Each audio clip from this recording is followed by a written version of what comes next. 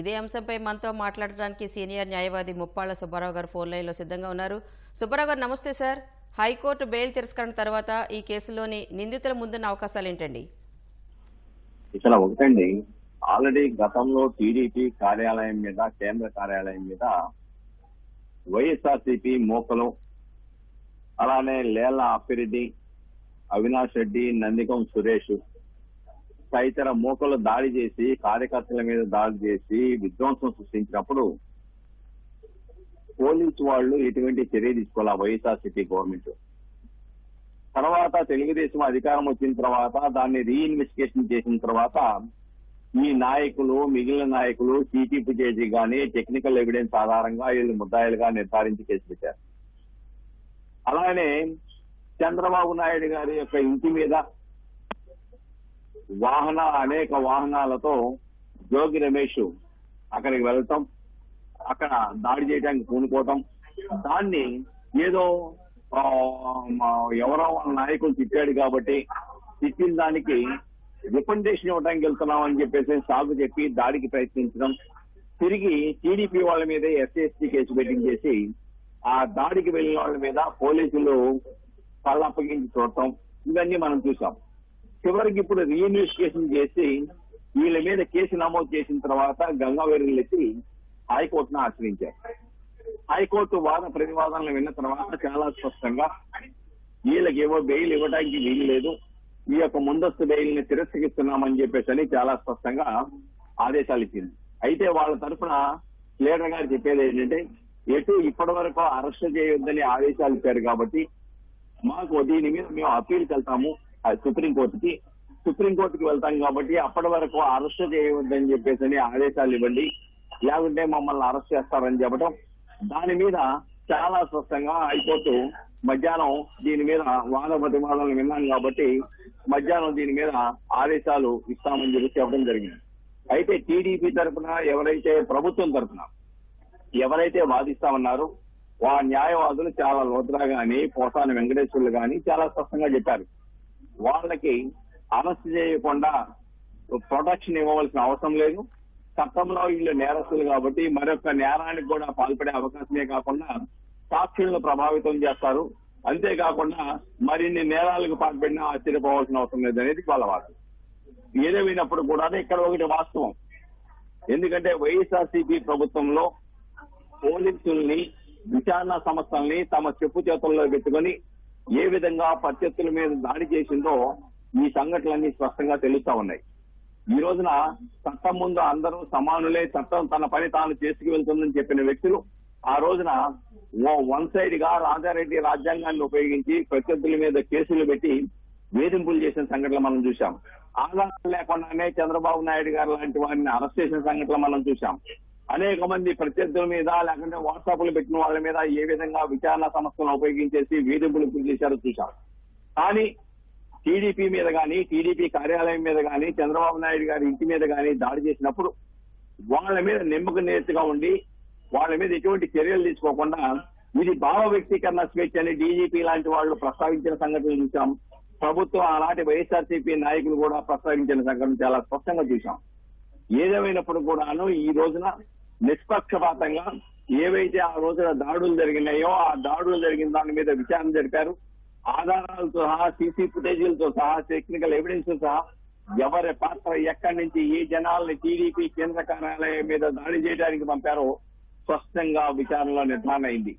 అందుకనే హైకోర్టు వీళ్ళు నేరంలో వీళ్ళ పాత్ర ఉన్నది, వీళ్ళ భూమికి ఉన్నది, వీళ్ళు క్రియాశీలంగా వ్యవహరించారు, జనాలను పంపడంలో వీళ్ళ పాత్ర ఉంది, అలానే అక్కడ కారుల్లో వచ్చేసి ప్రొవోక్ చేయడంలో కూడా వీళ్ళ పాత్ర ఉందని చెప్పేసి నిర్ధారించింది. కాబట్టి ఆధారాలు ఉన్నాయి కాబట్టి ఈ రోజున లేలాపిరెడ్డి మీద కానీ, అవినాష్ మీద కానీ, నందిగం సురేష్ మీద కానీ, అలానే చంద్రబాబు నాయుడు గారి ఇంటి మీద దాడికి వెళ్ళిన జోగి రమేష్ కానీ వీళ్ళందరికి కూడా ఈ రోజున బెయిల్ రద్దు చేయటం, ముందస్తు బెయిల్ రద్దు చేస్తూ ఆదేశాలు ఇవ్వటం ఆప్షనీయం.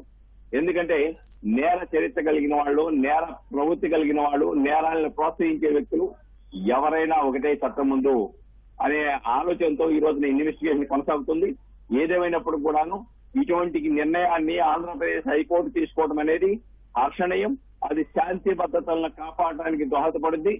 ఎవరైతే నేర స్వభావము, నేరాలు చేయాలంటే ఆలోచన ఉన్నదో వాళ్ళని అరికట్టడానికి, ప్రజాస్వామిక వ్యవస్థను బతికించుకోవడానికి, శాంతి భద్రతలు కాపాడడానికి, పోలీసులు తమ విధులు వాళ్ళు స్వేచ్ఛగా నిర్వహించడానికి ఇటువంటి తీర్పులు ఉపయోగపడతాయనేది మనం ఇక్కడ గమనించాలి మేడం గారు.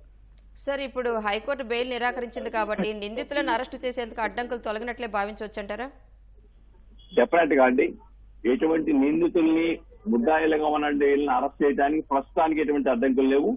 అయితే ప్రొటెక్షన్ ఇవ్వాలి, నాట్ అరెస్ట్ చేయొద్దని చెప్పేసి ప్రొటెక్షన్ ఇప్పటివరకు ఇచ్చినారు కాబట్టి దాన్ని పొడిగించండి. పొడిగిస్తే మేము సుప్రీంకోర్టుకి, మీరు ముందస్తు బెయిల్ డిస్మిస్ చేసినారు కాబట్టి దాని మీద మేము సుప్రీంకోర్టుకి వెళ్లి ఆదేశాలు తెచ్చుకుంటాము, అప్పటి వరకు మాకు గడువు ఇవ్వమని చెప్పేసి వాళ్ళు అడిగారు. దాన్ని ప్రభుత్వం తరపు న్యాయవాదులు తీవ్రంగా వ్యతిరేకించారు. ఇరువాదనలు విన్న తర్వాత మధ్యాహ్నానికి దాని మీద ఆదేశాలు ఇస్తామని చెప్పేసి ఆంధ్రప్రదేశ్ హైకోర్టు వారు చాలా స్పష్టంగా మధ్యాహ్నానికి వాయిదా వేశారు. సరే, మధ్యాహ్నానికి వాయిదాలో కూడా యొక్క మేము ప్రొటెక్షన్ ఇవ్వము, మిమ్మల్ని అరెస్ట్ చేయమని ఆదేశాలు ఇవ్వడానికి మాకు పరిధులు లేవు అని చెప్పేసి తిరస్కరిస్తే అరెస్ట్ చేయడానికి ఎటువంటి అడ్డంకులు పోలీసు వాళ్ళకి లేవు. స్వేచ్ఛగా వీళ్ళని అరెస్ట్ చేసి రిమాండ్కి పంపడానికి అవకాశాలు ఉన్నాయండి మేడం గారు. సార్, పట్టపగలే టీడీపీ ఆఫీసు అలాగే చంద్రబాబు నివాసంపై దాడి చేస్తే అప్పుడు పోలీసులు ఏ చర్యలు తీసుకోలేదు, మనం అప్పుడు చూసాం. కానీ చట్టం అనేది ఎవరికీ చుట్టం కాదు, ఎప్పటికైనా అది బయటపడుతుందని ఇది నిరూపించిందంటారా?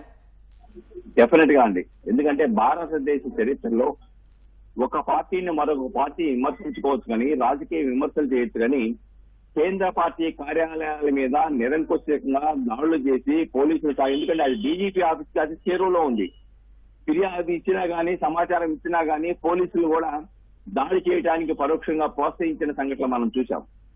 కాబట్టి అది రాష్ట్రంలో, దేశంలోనే సంచలనం కలిగించింది. ప్రత్యక్ష రాజకీయ పార్టీల మీద, కేంద్ర కార్యాలయాల మీద స్వేచ్ఛగా దాడులు చేసి విధ్వంసం సృష్టించి అక్కడ ఉన్న వాళ్ళని కొడుతుంటే దాంట్లో ఏం జరిగిందంటే, ఒక కానిస్టేబుల్ ఎస్సీకి సంబంధించిన, ఎస్టీ సంబంధించిన వ్యక్తి ఎవరైతే ఉన్నారో అతను ఆ లోపల ఉంటే ఆయన పట్టుకొని నువ్వు ఎవరు వచ్చావు అని చెప్పేసి నిర్బంధిస్తే ఆయన ద్వారా ఎస్సీ కేసు పెట్టించేసి టీడీపీ నాయకుల మీద కేసులు పెట్టిన సంఘటన చూసాం మనం గతంలో.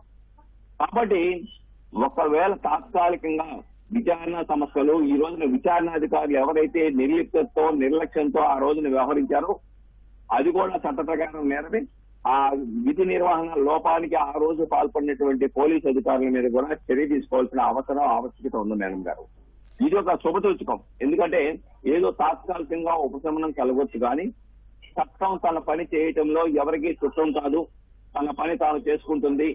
కాబట్టి ఎప్పటికైనా అది వెలుగు చూస్తే నేరాలు వాళ్ళ మీద శిక్ష తప్పవు. చట్ట ప్రకారంగా నేరం చేసిన వాడు తప్పించుకోవడానికి ఎప్పటికీ అవకాశం దొరకదు, ఎప్పుడోసారి బుక్ అవుతారు అనే విషయాన్ని ఈ కేసు చాలా స్పష్టంగా తేటతెల్లం చేస్తుంది మేడం గారు. సార్, అప్పట్లో చంద్రబాబు నివాసం పైకి వందలాదిగా దాడి చేయడం జరిగింది. ఆ టైంలో బాబు గారు అక్కడ లేకపోయారు కాబట్టి సరిపోయింది. ఉంటే పరిస్థితి ఏంటి సార్? ఇక్కడ ఒకటండి, ఆ కరకట్ట మీద చాలా మంది పోలీసులు సెక్యూరిటీ ఉంటారు. దాదాపుగా స్కూటర్లు, వాహనాలతో విపరీతంగా జనాలు అరుపులు, కేకలు, కర్రలు తీసుకొని వెళ్తూ ఉంటే చంద్రబాబు నాయుడు గారి ఇంటి దగ్గర రక్షణ కల్పించి వీళ్ళని ఆపు చేయవలసిన వ్యక్తులు వాళ్ళని స్వేచ్ఛగా పోలీసు వాళ్ళు వదిలేశారు. అదుపులు లేకుండా దాడికి వెళ్ళిపోయారు. దాడికి వెళ్ళినప్పుడు తిరిగి ఈ యొక్క జోగి రమేష్ చేసిన పని ఏంటంటే, వాళ్ళ డ్రైవర్ని అనుకుంటాను ఆయన ఉపయోగించేసి టీడీపీ నాయకుల మీద ఎస్సీ ఎస్టీ యాక్ట్ పెట్టించిన సంగతి మనం చూసాం. కానీ ఏదైతే దాడికి వెళ్ళాడో జోగి రమేష్ గాని లేకుంటే ఆయన అనుచరులు గాని అలానే విధ్వంసం సృష్టించారో అక్కడ వాళ్ళ మీద ఎటువంటి చట్టపరమైన చర్యలు లేవు. చట్టపరమైన చర్యలు తీసుకోకుండా తిరిగి టీడీపీ వాళ్ళ మీద కేసులు పెట్టేటువంటి దౌర్భాగ్య పరిస్థితి ఆ రోజున ఏర్పడింది. కానీ ఆ రోజు లేక పోలీసులు అనుసరించిన వ్యవహార శైలిని తీవ్రంగా విమర్శలకు గురయ్యారు. అంత స్వేచ్ఛగా విచ్చలవిడిగా ఆయన ఏమంటాడు, ప్రస్తుత స్పీకర్ గా, అసెంబ్లీ స్పీకర్ గా ఉన్న వ్యక్తి అసభ్యకరమైన పదజాలతో జగన్మోహన్ రెడ్డి గారిని తిట్టినారు కాబట్టి ఆయనకి వినతి పత్రం ఇచ్చి ఆయన్ని కంట్రోల్ చేయమని చెప్పేసి నేను వెళ్ళా అంటాడు. అలా అంటే నువ్వు అక్కడ వెళ్ళి నువ్వు అసలు అధికార పక్షంలో ఉన్నవాడివి, ప్రతిపక్షం వాళ్ళకి వినతి పత్రం ఏంటి ఆశాస్పదం కదా. కానీ వినతి పత్రం ఇప్పుడు ఎందుకు ఇవ్వట్లేదు? ఇప్పుడు ముఖ్యమంత్రిగా ఉన్నారు కదా చంద్రబాబు నాయుడు, మరి ఆయనకి ఇచ్చేసి అయ్యా ఆ రోజు నేనేం కాదు ఇలా చేశానని చెప్పేసి ఎందుకు రిప్రజెంట్ ఇవ్వలేకపోతా ఉన్నావు? కుంటి సాకు చూపేసి దాడికి వెళ్ళారు. ఆయన కనుక ఉంటే డెఫినెట్ గా ఆయన మీద దాడి చేసేవాళ్ళు. ఎందుకంటే పోలీసులు, విచారణ సంస్థలు, అన్ని వ్యవస్థలు కూడా చెప్పు చేతుల్లో పెట్టుకొని రాజ్యహింసకి, స్టేట్ స్పాన్సర్డ్ టెర్రరిజానికి పాల్పడినటువంటి జగన్మోహన్ రెడ్డి, ఆయన ఆ నాయకత్వం, ఆయన ఆదేశాలు ఆ రోజున ఆ విధంగా విచ్చలవిడిగా భావ వ్యక్తీకరణ చేయలేకుండా అక్రమ కేసులు పెట్టి విచారణ సంస్థలతో బెదిరించి చిత్రహింసలకు గురైన సంఘటనలు మనం చూసామండి. కాబట్టి ఎప్పటికైనా కానీ ఆ రోజు చంద్రబాబు నాయుడు గారు అక్కడ ఇంట్లో లేరు కాబట్టి సరిపోయింది. ఇంట్లో ఉంటే ఏం జరిగిండునో. పోలీసు వాళ్ళు సహకరిస్తా ఉన్నారు. కార్లు, వాహనాలు, స్కూటర్లు, కర్రలతో జనాలు విపరీతంగా ఈ జోగి రమేష్ యొక్క ఆధ్వర్యంలో ఆయన ఇంటి మీదకి వెళ్లారు. కాబట్టి ఒక ప్రతిపక్ష నాయకుడు, కేబినెట్ హోదా ఉన్న వ్యక్తి, 14 సంవత్సరాల పాటు ముఖ్యమంత్రిగా చేసిన వ్యక్తి, 40 సంవత్సరాల పాటు రాజకీయ చరిత్ర ఉన్నటువంటి వ్యక్తి, అటువంటి వ్యక్తి మీదకి ప్రతిపక్ష నాయకుడు కేబినెట్ హోదా ఉందని కూడా లేకుండా ఆయన ఇంటి మీద దాడికి అనుమతించారంటే ఆ రోజు ఆ పాలకుల యొక్క వ్యవహార శైలి, వాళ్ళ ముద్దాయిల రాజ్యం, ముద్దాయిల వ్యవహార శైలి, నేరారోపణలు ఎదుర్కొంటున్న వారు వాళ్ళ యొక్క ఆలోచన ద్వారాని చాలా స్పష్టంగా ఈ 2 సంఘటనల్లో వెలుగు చూశాయి. ఇంకా చాలా సంఘటనలు ఉన్నాయి కానీ ఇవి ప్రధానమైన కొన్ని సంఘటనలు కాబట్టి ఇవి స్పష్టంగా ఈ రోజున వెలుగు చూస్తూ ఉన్నాయి. ఇన్వెస్టిగేషన్ చేశారు, వీళ్ళని ముద్దాయిలుగా నిర్ధారించారు. వీళ్ళు ఆధారాలతో సహా దొరికారు.